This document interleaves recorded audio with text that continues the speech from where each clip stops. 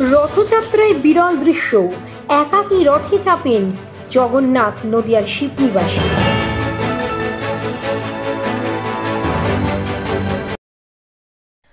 This video is for information and knowledge purpose only.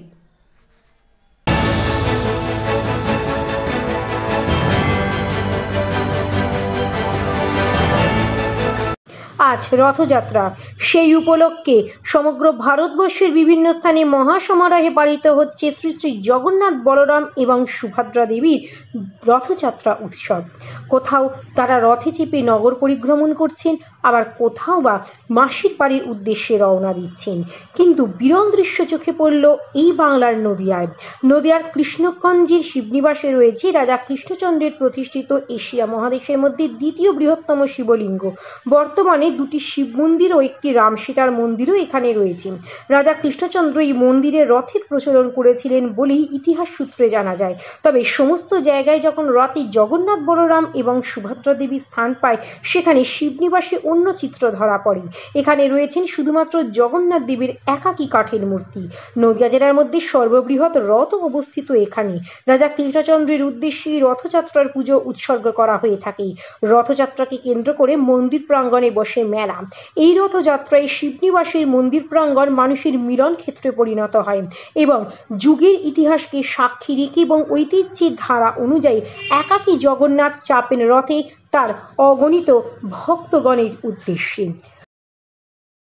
শিবনিবাসের এই রথ আজকের নয়, আমাদের মন্দিরের সমসাময়িক। তখন জমিদার প্রথা, রাজার কাছে জমি নিয়ে ট্যাক্স দিয়ে জমিদাররা এখানে রাজত্ব করত। সেই সময় এই সরকার চৌধুরী এবং পাল চৌধুরী একসঙ্গে থাকতেন।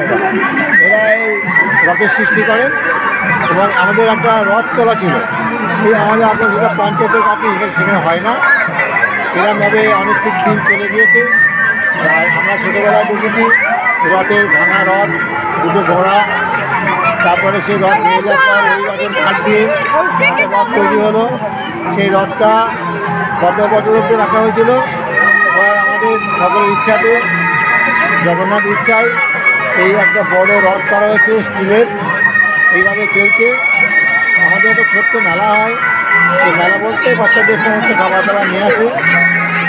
আর এইসব রথের মেলা আমাদের তো বারোয়ারি মাত্রেই তো সবই রাজার নামে পুজো হয়, রাজার নামে উৎসর্গ হয়।